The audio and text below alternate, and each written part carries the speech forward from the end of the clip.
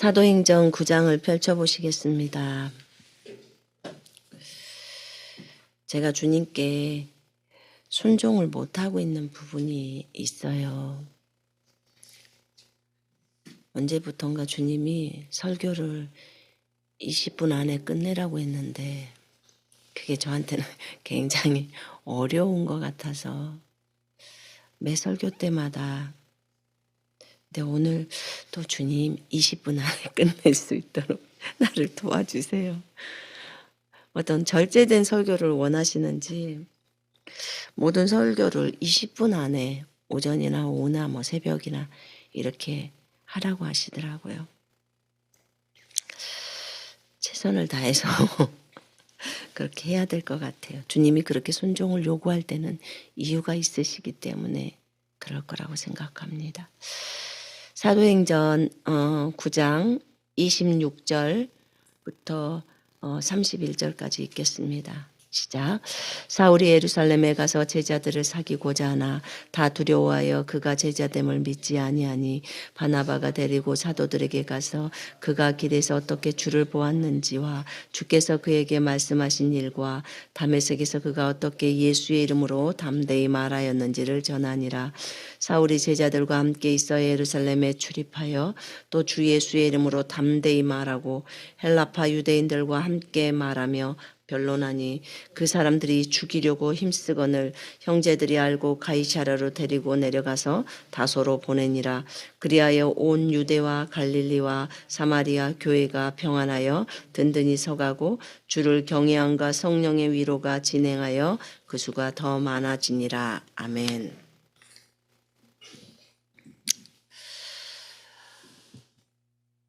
사울이라고 했던 그 바울이 다메섹에서 이제 주님을 만나고 그리고 나서 그의 인생이 완전히 달라지죠. 아나니아의 안수로 제자 아나니아의 안수로 그가 성령 침례를 받고 나서 강하고 담대하게 곧바로 해당에 가서 예수님이 그리스도다, 메시아다, 그가 하나님의 아들이다 라고 전파를 합니다. 그러니까 이제 사람들이 그를 죽이려고 합니다. 왜냐하면 그곳에 있는 사람들도 그리스도인들을 싫어했고 예수가 그리스도라는 것에 대해서 못 받아들인 사람들이 그를 죽이려고 하죠. 그들이 누굴까요? 유대인들이죠.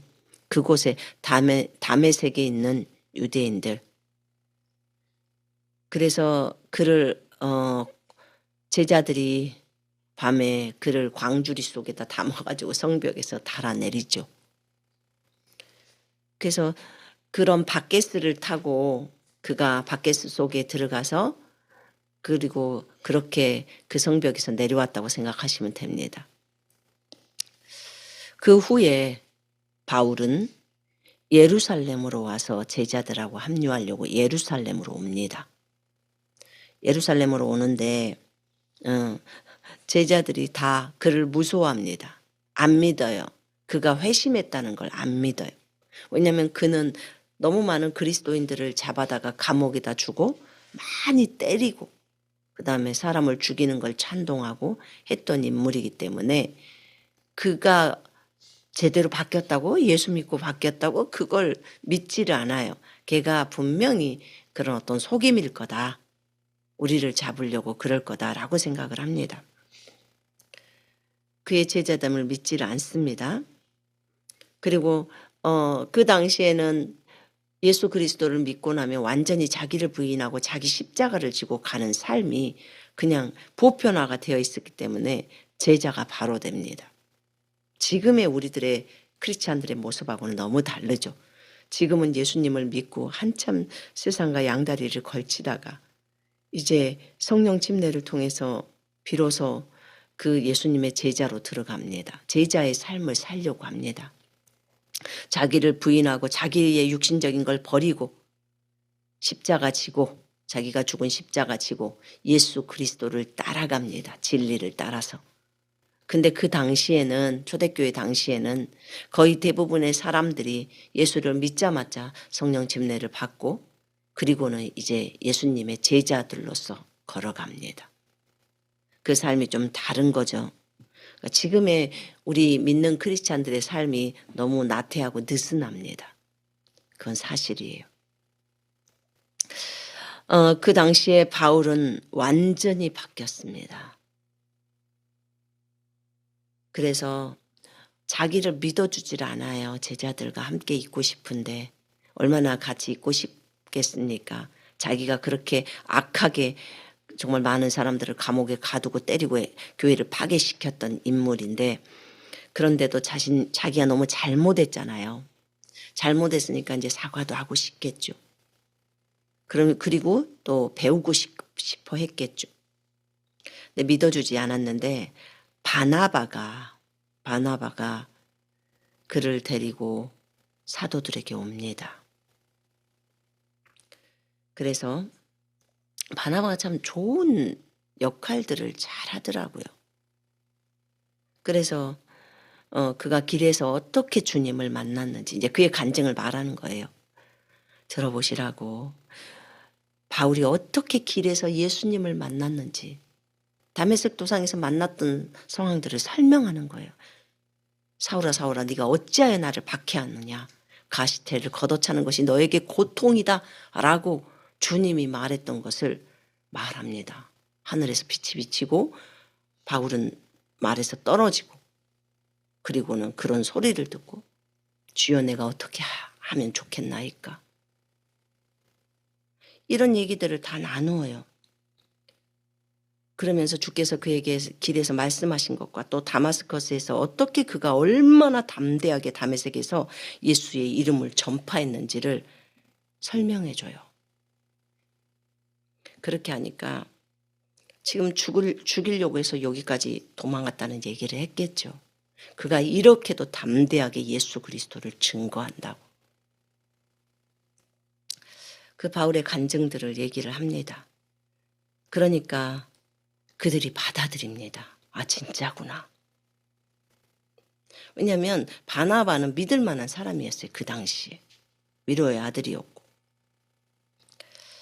그래서 이제 그가 예루살렘을 출입하면서 주 예수 이름으로 담대하게 말하면서 그리스 사람들, 지금의 그리스 사람들에게 그 예수님이 진정한 그리스도라고, 메시아라고 말을 하니까 그들이 그를 죽이려고 합니다.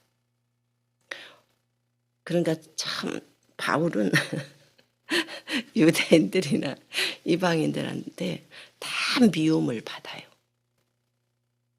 여러분 우리가 복음을 증거해도 어떤 사람의 말은 잘 받아들여지고 또 호의를 입는데, 어떤 사람의 복음 전파함은 그냥 그 사람을 잡아 죽이려고 하거나 미움을 받아요. 때로 저희가 이런 기도를 합니다. 하나님, 우리가 복음을 증거할 때, 주님, 복음을 증거할 때 우리가 사람들의 눈에 은총과 호의를 입을 수 있게 주님이 인도해 달라고. 여러분 우리 이거 기도할 필요가 있습니다.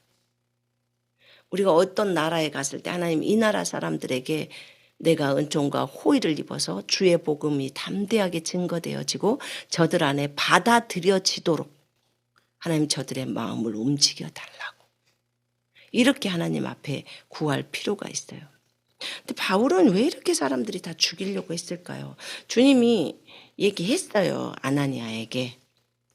아나니아가 가서 바울에게 안수하러 안 간다고 하니까 주님이 그 말을 해요.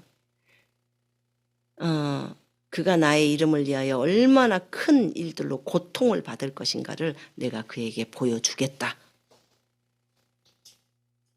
그 얘기를 합니다. 그 말대로 그대로 진행이 돼요.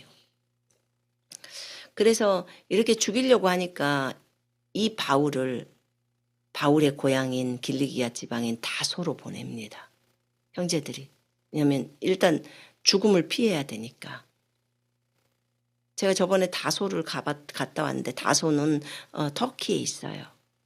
그러니까 바울은 터키에서 살았더라고요. 지금의 터키 땅에서. 그래서 그곳에서 유대인으로서, 유대인들이 그때 많았어요. 여기저기 흩어져 있어서. 그곳에서 있었고 유대와 갈릴리와 사마리아에 있는 교회들은 아주 평안함을 누리고 든든히 세워져 갔어요. 너희는 그러잖아요. 성령이 너희에게 임하시면 너희가 권능을 받고 예루살렘과 유대와 사마리아와 땅끝까지 이르러 내 증인이 되리라. 지금 스데반의 박해를 주님이 진행하셨거든요. 스데반의 박해를 주님이 허락하셨어요. 그러고 나서 그 박해로 인해서 사람들이 전부 흩어집니다. 그러기 전에는 예루살렘에만 모이고 거기만 있어요. 근데 주님은 분명히 성령이 임하면, 사도행전 2장에서 임한다 했는데, 임하면 너희가 권능을 받고 예루살렘과 온 유대로 가야 되는 거예요. 사마리아로 가야 되는 거예요. 그리고 땅끝으로 나가야 되는 거예요. 이게 뭔 말이냐면, 서울에서 만약에 그것이 시작됐다. 그러면 서울에서 그 다음에 경기도로 지금 진행하라는 거예요. 그 다음에 한국 전역으로, 그 다음에 다른 나라로 이렇게 가라고 하는 거예요. 근데 서울에만 뭉쳐있다 그 말이에요. 그래서 박해가 일어난 거예요. 그걸 허락을 한 거예요, 하나님이. 때로는 박해가 모든 것이 다 마귀가 했어. 물론 마귀가 합니다. 그리스도인들을 핍박하는 걸 누가 해요? 마귀가 하죠. 근데 맨 뒷부분에 누가 계시는지를 여러분이 알아야 돼요. 요셉을 파는 건 형들이 팔았어요. 그 형들의 마음을 선동해서 인신매매 시킬 수 있도록 요셉을 판 것은 마귀가 있어요. 근데 결국 그 뒤에는 우리 주님이 형들의 생명을 살리려고 요셉을 미리 이집트로 파송 보냈다, 이렇게 나와요. 그러면 박해의 측면에서도 볼 때 그 사람들을 박해하는 것, 스데반을 죽인 것은 누가 했어요? 그 유대인들이 했어요. 그리고 누가 그 스데반을 죽이게 했을까요? 마귀가 하죠. 당연히. 근데 그로 인해서 예루살렘에 핍박이 오고 그 다음에 사람들이 전부 흩어져서 복음이 곳곳으로 다 확산됐어요. 얼마나 많은 크리스찬들이 생겨났는지 몰라요. 한 사람의 그 박해를 받는 죽음으로 인해서 엄청나게 많은 크리스찬들이 태어나 버린 거예요. 그래서 여러분들이 어떤 일을 당할 때요,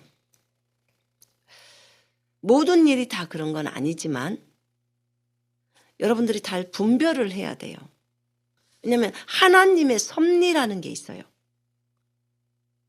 이거는 영적으로 성숙한 사람들이 경험하는 것들이에요. 아주 작은 일이 그게 그 어떤 사람이 했어, 마귀가 있어, 맞아요. 그래서 우리가 예수 이름으로 마귀를 대적하고 다 합니다. 그러나 맨 뒤쪽에 주님이 계신다는 것을 잊지 마세요. 그래서 하나님을 사랑하는 자, 곧 그 뜻대로 부르심을 입은 자에게는 모든 것이 합력해서 선을 이룬다고 성경이 나와 있습니다. 자, 이렇게 교회는 든든히 세워져 가고 있었습니다. 그때 베드로가 그 루따로 갑니다. 하나님을 두려워함과, 거기 한번 보세요. 주를 두려워함과 성령의 유혹 가운데서 행하니 그 수가 늘어가는 거예요. 교회는 주님을 두려워함이 있어요. 주님을 경외함이 있단 말입니다. 주님을 공경하고 사랑하는 건데 그것이 공경하다는 말 안에 두려움이 있어요. 하나님을 두려워하면 악에서 떠나요.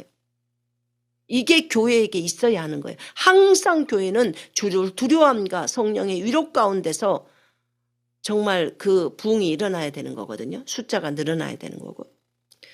우리가 이번에 그 전도서를 읽다 보니까 전도서 12장의 맨 끝절에 보면요, 뭐가 나오냐면 전도서 12장 13절에 인생의 결말이 딱 나옵니다. 인생의 결말. 인생의 결말이 무엇이냐? 전도서를 쓴 이 세상에서 가장 똑똑했던, 가장 지혜로웠던 솔로몬이 말을 합니다. 인생의 최종 결론, 모든 사람의 본분, 그것은 하나님을 두려워해야 한다는 거예요. 이것도 해보고 저것도 해보고 이 직장도 가보고 저 직장도 가보고 세상에 어떤 일을 해봤어도 모든 사람의 본분, 인생의 결론, 하나님을 두려워해야 하고 그의 계명을 지키라는 겁니다. 이게 인생이 가야 할 일이에요. 왜냐? 그분이 우리를 만들었고 그분이 우리에게 어떤 임무를 부여해서 이 땅에 내려보냈고 그리고 그 일을 마쳐야 되기 때문에 하나님을 두려워해야 하고 하나님을 경외해야 하고 그 다음에 두 번째로 그의 말씀을 그의 계명을 그의 명령을 지키는 거예요. 우리가 왜 이 모든 인생에 있어서 본분이라고 말하는 이 두 가지를 행해야 할까? 그가 노년에 쓴 글에서 이걸 말합니다. 내가 다 즐겨보니까 다 헛되고 헛되더라. 여자가 1000명이에요. 솔로몬의 부인이. 다 즐겨봤다는 거. 다 헛되더라. 내가 아는 건 진짜 인생 속에서 하나님을 두려워하고 하나님을 경외함을 배워야 한다. 주를 두려워하고 악에서 떠나서 주가 말씀하신 대로 그의 명령대로 순복하면서 순종하면서 그렇게 걸어야 한다. 그 말씀을 지켜야 한다. 이렇게 말을 했습니다. 왜 우리가 지켜야 될까요? 전도서에 말합니다. 하나님은 모든 행위로 모든 행위와 모든 은밀한 일을 선악간에 심판하신다는 거예요. 하나님께서는 모든 사람의 그 모든 행위와 모든 은밀한 일을 선악간에 심판하신다는 거예요. 젊은이들이 이것을 알고 지킨다면 얼마나 아름다운 인생을 살겠습니까? 우리가 꼭 늙을 때 죽을 때 이것을 깨달아야겠습니까? 그건 너무나 어리석지 않냐 그 말이에요. 인생이 너무 쉽게 가버리는 거예요. 제가 어저께 어떤 자매가 죽었다는 그런 부고를 받았어요. 지금 저희 교회 성도는 아니지만 근데 참 일찍 갔다. 인생이 그렇게 덧없어요. 정말 덧없습니다. 우리가 진짜 젊을 때 진짜 하나님을 알아야 돼. 하나님을 알고 그 하나님을 경외해야 하는 삶을 살아야 돼요. 하나님을 두려워하고 악에서 떠나며 그분을 아는 것이 명철이라고 했는데 그 주님을 알고 그리고 그 주님을 섬겨야 돼요. 주님이 말씀하신 대로 순종하면서 걷는 삶. 내 뜻대로가 아닌 주님 뜻대로. 왜냐? 그분이 내 인생의 주인이시니까.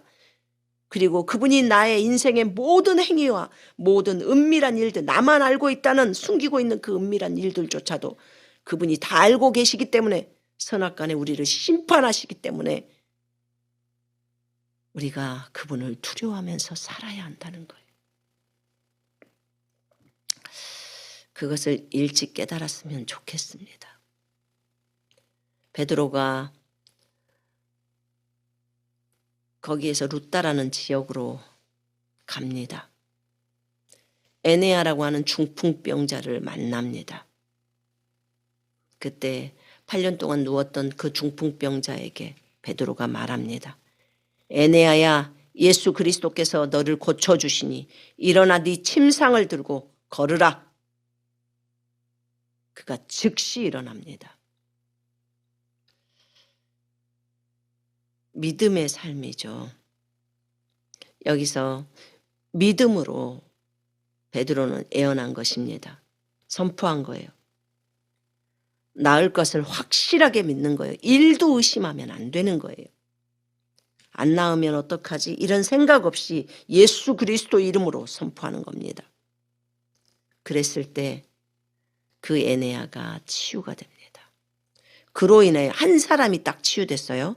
그로 인해서 루다와 사론에 사는 모든 사람이 그를 보고 주께로 돌아오니라. 모든 사람이라고 했어요. 여기서 한 사람도 제외시키지 않고 그곳에 사는 모든 시민들이 다 돌아와 버립니다. 예수께로.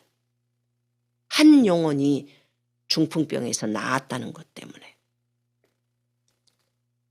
여러분, 우리가 주의 복음을 증거할 때 주님께서 기적과 표적으로 이 복음을 확증하십니다. 그런 것처럼 한 영혼이 지금 치유받았는데 전부가 예수께로 다 돌아와요. 우리 이런 것을 부흥이라고 합니다. 앞으로 이 일이 일어날 것입니다. 이것에 우리가 쓰임을 받아야 합니다. 그러려면 일도 하나님의 말씀에 대해서 의심이 있어서는 안 됩니다. 다비다라고 해서 주님의 여자분이거든요. 주님의 제자예요. 제자가 있었습니다. 욥바에 있었는데 그는 다비다 도르가라고 말을 해요. 근데 그가 참 굉장히 많은 사람을 선행으로 도왔더라고. 아주 착한 행실로. 그리고 많은 가난한 사람들을 구제를 하고 그 다음에 여기 보니까 그 겉옷도 만들어주고 속옷도 옷을 잘 만드는 여인이었나 봐요. 그래서 사람들 가난한 사람들에게 과부들에게 이런 것들을 많이 했던 아주 귀한 여인이었어요. 그가 주님의 제자예요. 제자로 따르고 있어요. 근데 이 여인이 죽었어요. 병들어서 죽었습니다. 그러니까 선행과 구제가 심히 많더라.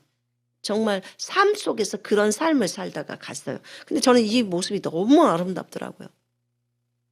누가 알아주든 알아주지 않든 자기에게 주시는 은사로 그 사람들을 섬기다가 가는 거잖아요. 그죠? 반찬을 잘하면 반찬을 많이 만들어다가 주는 거예요. 옷을 만들 줄 아니까 또 옷을 속옷이든 겉옷이든 천떠다가 만들어다 주는 거예요. 자기가 특별히 잘하는 게 있을 거 아닙니까? 나는 청소를 잘해. 그러면 독거노인들이나 가난한 불쌍한 몸을 잘 움직이지 못하는 노인네 집에 가서 열심히 청소해 주면 되잖아요. 그죠? 각자가 다 할 수 있다니까요.